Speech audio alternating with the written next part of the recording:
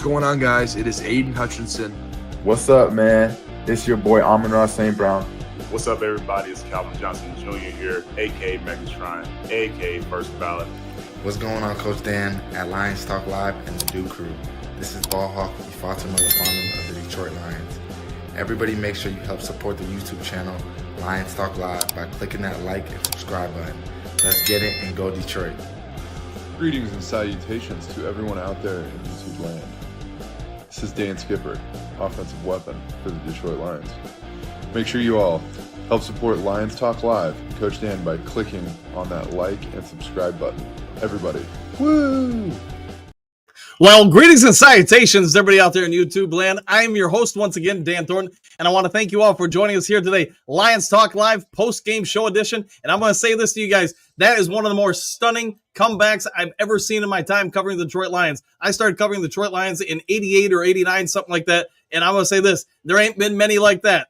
This is one that they are going to savor for a long time. The Detroit Lions come back from 15 down when your starting quarterback throws 5 interceptions, and no team since 1970 at least has done this where they've come back and win. And you know what? The Detroit Lions, the storybook season, everybody wants to know the story of Legatron. I think we can all say this. Right now, Legatron, he might have the hottest jersey in all the Detroit Lions fan base because everybody's going to want a piece of this kid. This kid came out and he squeaked in 2 straight kicks to put the Lions, 1 into a tie game, 2 into the victory column with this game. The Lions, hey, a lot of people said they were turning, watching the live cast, they were turning the game off. It was the second quarter. They were going to go do something else. They're going to wish they watched this game if they didn't come back and watch it. But man, oh man, Jake Bates might have been the biggest key free agent acquisition the Detroit Lions made this offseason. This kid is money. He is prime time, and his legend is just going to keep exploding. Now, before we get to the bad, let's talk about the good. The good is Jared Goff, the Detroit Lions offense, stymieing most of this game. What did they do? They found a way to claw back slowly, one at a time, one play at a time, one score at a time. They found a way to come back and just do what they needed to do to keep this team relevant, to keep this team in it, to find a way to come out and get a hard win on the road. The Houston Texans came out ready to play. They wanted this game badly. They had lost 2 of their last 3. Well, now that you make that 3 out of the last 4. C.J. Stroud, hey, he had time at times. He picked us apart at times. But you know what? Carlton Davis, he came through with 2 huge interceptions in the third quarter to keep this a game. You had the Detroit Lions defense rise to the occasion after giving up 23 points in the first half. Maybe you could say no fault to their own. They came through in a big way, and they shut down the powerful Houston offense in the second half. They found a way to to buy time, I guess you could say, for the Detroit Lions offense to figure some things out and find a way to win. 8-1. Let that sink in. I'm going to have to do the check on the history books after the show, probably for the morning, to say, hey, this is the first time in an incredibly long time that we've seen the Detroit Lions come this way. I'm going to guess since 1956, maybe 54. If somebody wants to go ahead and Google that for me or something, put it in the comment section, by all means do it.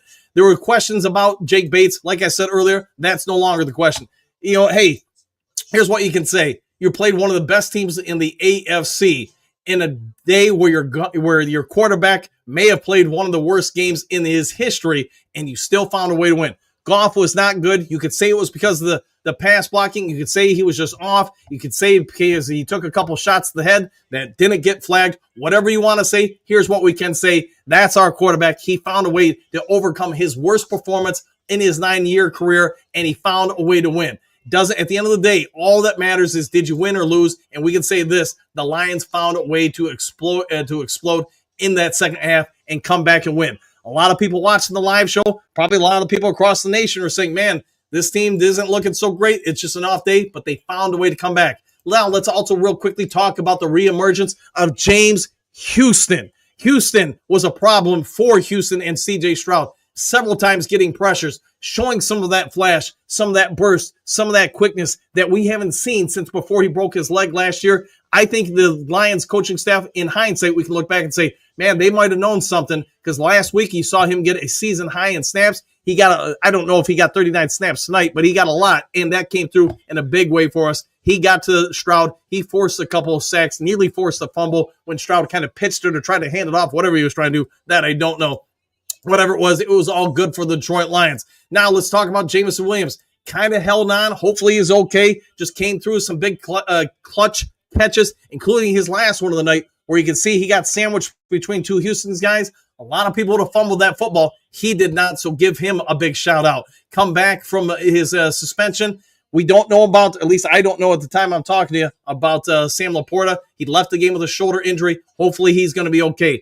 Let's also talk about the offensive line. Missing your starting left tackle, and Dan Skipper, while it wasn't perfect, him and Graham Glasgow were not perfect by any stretch of the imagination.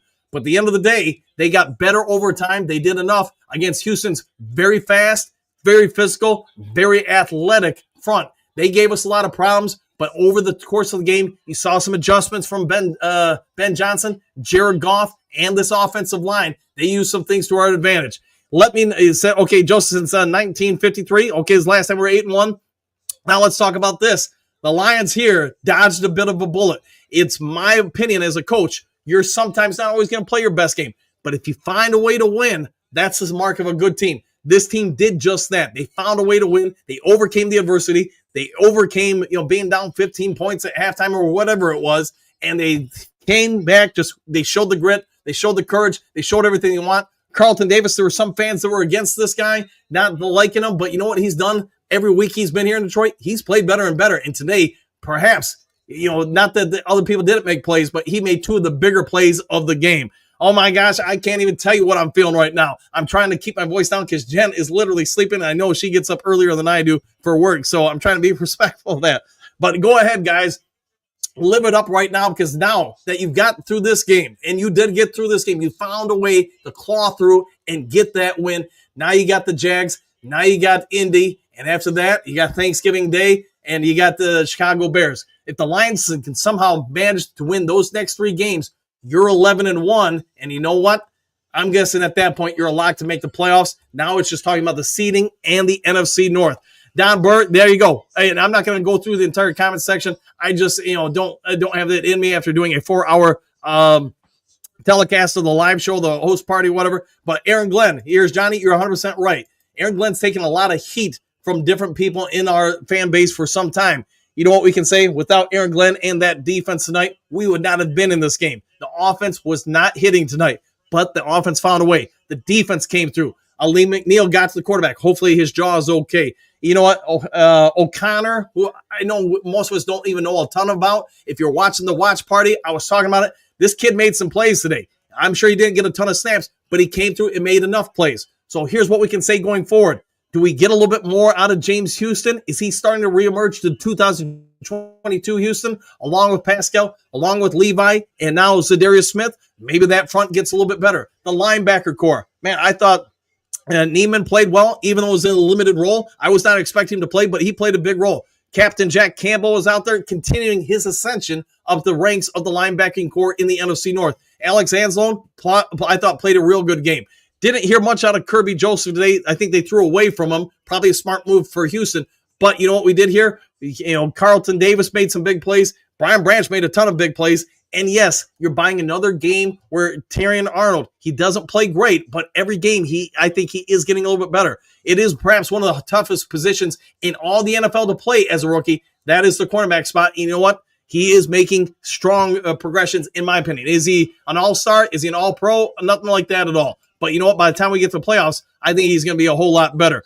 All right, guys, let me just ask you guys, put it in the comment section. Scale 1 to 10. Where would you rank this, as far as a comeback? Is it number 10 in your list of Lions comebacks? Is it number 9, 7? You go ahead and throw it in there. But man, oh man, the Lions found a way to win. You can hear the people in the stands as I still have the screen up there. Let's go Lions. Let's go Lions. Yes, a lot of naysayers going to say you got to drop Jared Goff off the MVP list. Who really gives a bleep? You know what I'm saying? At the end of the day, this team is not about individual goals. It'd be nice for Goff to have the MVP, sure. But at the end of the day, I think he and every Lions fan out there would rather see this team win the North, get the number 1 seed, make sure the entire road to the Super Bowl goes through Detroit, a place nobody wants to go and play, and then, yes, Detroit Lions get into the Super Bowl. All right, guys, I'm going to get out of here. It's been a 10-minute post-game show. And again, I've been on the air calling the game for 4 hours. I need to get ready for bed. 4 o'clock gets here pretty dang quick. If you guys can be so kind, hit that subscribe button, hit that thumbs up button. Go enjoy and celebrate this huge, massive comeback. You got to be looking at the Detroit Lions and saying, there really are. If Zadarius Smith in Houston, Pascal, Levi, whoever else, maybe Muhammad really kind of emerge as a pass rush, maybe this Detroit Lions team is just indeed heading to the record books and to its first Super Bowl. Take care. Enjoy the rest of your day. Go celebrate this win. We'll see you in the morning show, 7 to roughly 8 a.m. every day of the week. We'll see you in the morning on the next Lions Talk Live. Take care and go and celebrate it. Woo! Go Lions!